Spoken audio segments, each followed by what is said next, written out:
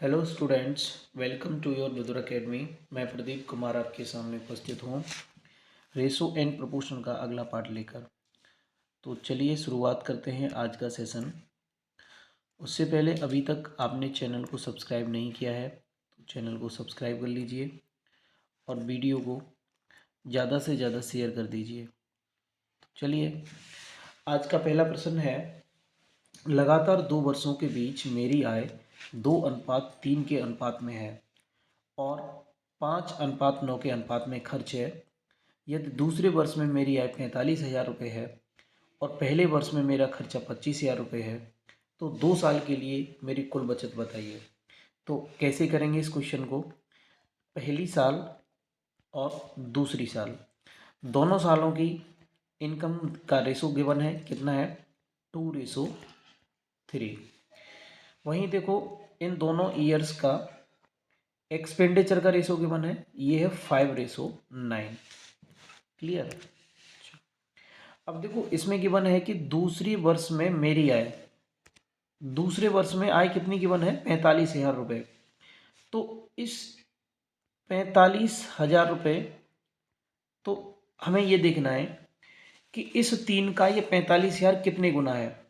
3 का 45,000 कितने गुना है? 15 गुना। तो इस 15 से इस 2 में हम मल्टीप्लाई करा देंगे तो कितना निकल के आ जाएगा? 15 दूनी 30। इसका मतलब पहले साल की आय कितनी है? 30,000। कैसे निकाली हमने? जो दूसरे साल की आय गिवन थी उसकी सहायता से। चलो, इसमें आगे बोल रहा है कि पहले वर्ष में मेरा खर्चा 25,000 रुपये है। तो पहले वर्ष में खर्चा कितना गिवन है? 25,000। तो ये देखिए, ये 5 का कितने गुना है? 5 गुना है। तो दूसरे वर्ष का भी खर्चा कितना हो जाएगा? इस 9 का 5 गुना हो जाएगा। कितना हो जाएगा? ये हो जाएगा 9 पंजे 45,000। ठीक है। और प्रश्न में पूछ रहा है कि 2 साल के लिए मेरी कुल बचत क्या है।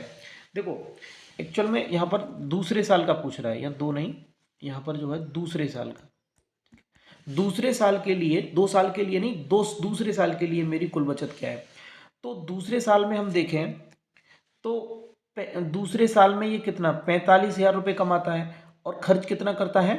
45,000 ही खर्च कर देता है। तो बचाता कितना है? कुछ नहीं बचाता भैया, नील, जीरो, कम जीरो बचाता है। ये जितना कमाता है उतना खर्च कर देता है। तो इसका सही आंसर कौन सा होगा?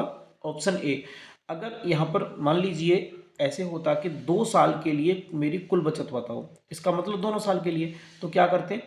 तो देखो कितना हो जाता, 30 और 45 को जोड़ते 75,000 और 25 और 45 को हम जोड़ लेते, कितना हो जाता? ये हो जाता 70,000।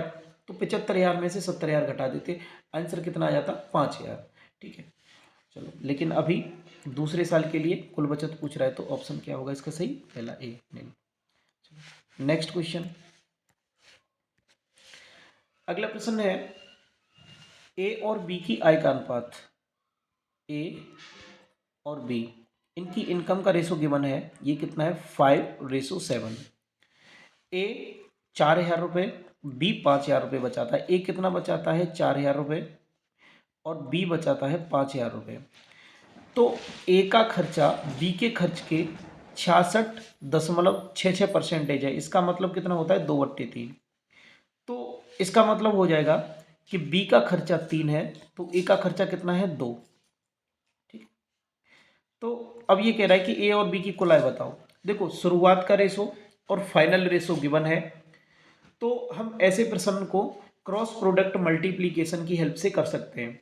तो चलो कैसे करेंगे, देखना ध्यान से। 5 का 3 में गुणा करा दीजिए, कितना आ जाएगा? 15। 7 का 2 में गुणा करा दीजिए, कितना आ जाएगा? 14। इनका डिफरेंस लीजिए, डिफरेंस मतलब बड़ी में से छोटी संख्या घटाना। तो डिफरेंस कितना आ जाएगा? 1। और अब क्या करेंगे? देखो, 4 का 3 में गुणा करा दीजिए, कितने में? 4 का 3 में गुणा कराइए, ये कितना आ जाएगा? 12,000। और 2 का कितने में करा दीजिए? 5 में। 5 दूनी 10। तो 12,000 में से और कितना घटा देंगे हम? 10,000। तो डिफरेंस कितना आ जाएगा? 2,000। ठीक है। तो एक बराबर कितना आ गया? 2,000। तो ये कह रहा है कि ए और बी की कुल आय बताइए। तो ए और बी का रेशो में कितना था? 7 और 5 12। तो यहाँ 12 से गुणा करा दीजिए, तो ये कितना आ जाएगा? 24,000 रुपये ए और बी की इनकम निकल के आ जाएगी। Option D. और ध्यान रखिए इस क्रॉस प्रोडक्ट मल्टीप्लीकेशन से शुरुआत का रेशो जो है यही वैल्यूज निकलती हैं, शुरुआत की चीजें निकलती हैं, बाद की नहीं। चलो नेक्स्ट क्वेश्चन। अगला प्रश्न है ए और बी की मासिक आय का अनुपात। ए और बी इनकी मासिक आय का अनुपात कितना गिवन है? ये गिवन है 8:5। जबकि उनका मासिक, ये भी नहीं, व्यय होगा खर्चा। इनका मासिक खर्चा कितना है? खर्चा को हम एक्सपेंडिचर बोलते हैं अंग्रेजी में, इसे रिप्रेजेंट करते हैं। तो इनका खर्चा क्या है? 5:3। यदि उन्होंने 12,000 क्रम से, तो ए ने कितने? 12,000, तो बी ने कितने? 10,000 रुपये।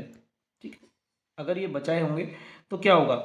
देखो इनकम में से और सेविंग को घटाओगे तो खर्चा का रेशो मिल जाएगा। तो इनकी मासिक आय में अंतर पूछ रहा है। तो वैसे मासिक आय देखो क्या है इनकी, 8 और 5 मासिक आय का डिफरेंस कितना है? 3।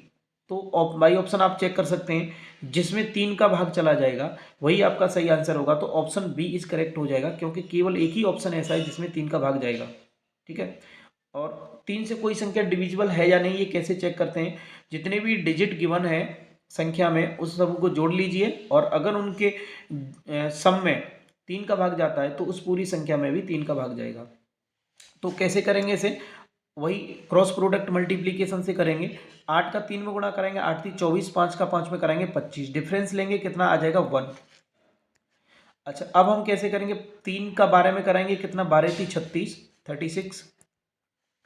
और 5 का कितने में कराएंगे? 10 में, तो ये कितना आ जाएगा? 50। तो 50 में से 36 जाएगा, कितना बचेगा? 14,000। ठीक है, अच्छा आगे देखिए, 1 = 14,000 आ गया। अब ये कह रहा है उनकी मासिक आय में अंतर। तो मासिक आय में अंतर कितना है? 3। तो यहाँ 3 से गुणा करा दीजिए, ये कितना आ जाएगा? 14 3 42,000। Option B is correct. Next question, A और बी की मासिक आय का अनुपात।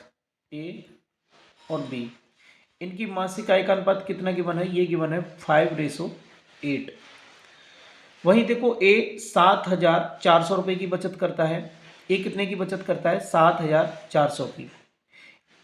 सेम कॉन्सेप्ट पर हम एक से ज़्यादा क्वेश्चन करा रहे हैं, सो दैट आपकी प्रैक्टिस अच्छे से हो जाए। प्रैक्टिस अच्छे से होगी तभी आप एग्जाम हॉल में क्वेश्चन बना पाओगे। तो ए 7,400 रुपये की बचत करता है, वहीं बी 6,500 रुपये की बचत करता है। इसके बाद में इनके एक्सपेंडिचर का अनुपात कितना है? ये है 1:2। ठीक है, इतना बचाते हैं ये। तो बी की मासिक आय बताइए। तो सेम प्रोसेस, 5 का 2 में गुणा कराइए, 5 दूनी 10, 1 का 8 में कराइए 8, 10 में से 8 डिफरेंस लीजिए, कितना बचेगा? 2। ये बराबर होना चाहिए। एक काम करिए आप 2 का करा दीजिए, कितने में? 74 में। 0 0 तो रहेंगे लास्ट में, तो 4 दूनी 8, 7 दूनी 14। ठीक है, अब 1 का 65 में कराएंगे, 65 ही रहेगा, घटा दीजिए, 8 में से 5 जाएगा 3, 14 में से 8 जाएगा 6, और यहाँ पर 2 जीरो है, इनको लिखिए। ठीक है, अब यहाँ से हमें 1 बराबर निकालेंगे, तो 2 से ये 1 जीरो कितने बार कटेगा? 5 बार। 1 जीरो का मतलब लास्ट में 10। 5 का मल्टीप्लाई करा दीजिए, 5 जीरो, 5 3 15, 8 5 40 और 1 41 ही हो जाएगा। 1 बराबर 4,150 आ गया।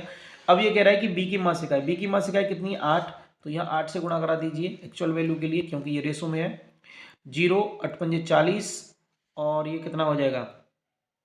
8 4 12, 8 चौक 32 और 1 33, 33,200। Option C is correct. Next question, एक परीक्षा में राम का स्कोर मोहन और अंजलि के अंकों का 1/12वां था। राम का स्कोर की बात कर रहा है, इसका मोहन और अंजलि के स्कोर का 1/12वां था। इसका मतलब ये हो जाएगा कि अगर मोहन और अंजलि का 12 था, स्कोर 12 था, तो राम का कितना होना चाहिए? 1। अगर राम और अंजलि का स्कोर 24 होगा तो इसका कितना होना चाहिए? 2, क्योंकि 1/12वां है ना। इस बात को समझिए आप। अच्छा आगे देखेंगे, आगे कह रहा है समीक्षा के बाद क्या होता है कि उनमें से प्रत्येक का स्कोर 6 बढ़ जाता है। उसके बाद में अंजलि, राम और मोहन का संशोधित स्कोर 11:10:3। ये देखो फाइनल स्कोर है। और तो फिर अंजलि का स्कोर राम के स्कोर से कितना अधिक है? देखो ध्यान से सुनना, जो डिफरेंस है अंजलि के स्कोर और राम के स्कोर का, ये डिफरेंस तो पहले पहले का जो रेस होगा उसका, और या फाइनल रेस होगा उसका, डिफरेंस तो बराबर ही रहेगा ना, क्योंकि यहाँ पर नंबर सेम बढ़ाए जा रहे हैं। अगर अंक सेम बढ़ाए जा रहे हैं तो डिफरेंस पहले था उतना ही डिफरेंस बाद में भी रहेगा। ये बात समझ में आ रही है? हाँ, अच्छा क्वेश्चन है, ध्यान से समझना। तो देखो अगर यहाँ पर सबके 6-6 नंबर बढ़ाए जा रहे हैं तो राम के 6 बढ़ा दीजिए, और यहाँ पर तो 2 लोग थे ना, तो 6 और 6 कितने, यहाँ पर तो 12 नंबर बढ़ा दिए जाएंगे। अब इसके बाद में क्या होता है कि अंजलि, राम और इनका ये फाइनल रेशो है। तो देखो अंजलि का कितना है भैया, अंजलि का है यहाँ पर राम है पहले, तो राम का देखो कितना हो जाएगा, राम का है 3, ठीक है 3 लिख दीजिए। इसके बाद में अंजलि और मोहन का, दोनों का 11 और 10, ये कितना हो जाएगा, ये हो जाएगा 21, ठीक है। तो यहाँ से एक काम करो, आप इसे मिनिमाइज कर लीजिए तो आसान हो जाएगा। अच्छा, यहाँ से आगे समझिए आप। अब देखो वही सेम प्रोसेस, 7 का 1 में गुणा करेंगे 7, और 1 का 12 में करेंगे 12, डिफरेंस लीजिए कितना आ जाएगा 5। तो ये 5 बराबर होगा किसके, देखिए इस 1 का आप 12 में गुणा कराइए कितना रहेगा 12, और ये कितना हो जाएगा 7 6 42। तो 42 में से आप 12 घटाएंगे कितना बचेगा 30। देखिए एक बात और ध्यान रखिए, अगर आप क्रॉस प्रोडक्ट मल्टीप्लीकेशन मेथड से क्वेश्चन को सॉल्व कर रहे हो, और यहाँ पर जैसे यहाँ प्लस प्लस हो रहा है या माइनस माइनस हो रहा है, तो इस केस में तो घटेगा, डिफरेंस ही लेंगे हम। लेकिन अगर एक जगह प्लस और एक जगह माइनस होगा तो उस केस में जुड़ता है। तो यहाँ पर देखना, चलो 1 बराबर कितना निकल के आ जाएगा 6। अब देखिए अगर 1 बराबर 6 आ गया तो हम राम, अंजलि और मोहन इनके स्कोर को निकाल सकते हैं। तो राम का स्कोर कितना है 6, ये तो क्लियर है, और 12 में 6 का गुणा करा दूंगा तो 12 6 72। एक बात समझ में आ गई कि शुरुआत में राम का स्कोर 6 था, और अंजलि और मोहन का योग, स्कोर का योग कितना था 72। तो इसमें 12 नंबर और जोड़ दीजिए, क्योंकि क्या हुआ था 6-6 नंबर दोनों के बढ़ गए थे। तो 72 में अगर मैं 12 जोड़ दूंगा तो ये हो जाएगा 74, और 74 हो गया, मतलब ये इनके बाद का स्कोर है। तो और बाद का स्कोर यहाँ इनका दे रखा है, अंजलि और मोहन का बाद का स्कोर कितना है 11/10।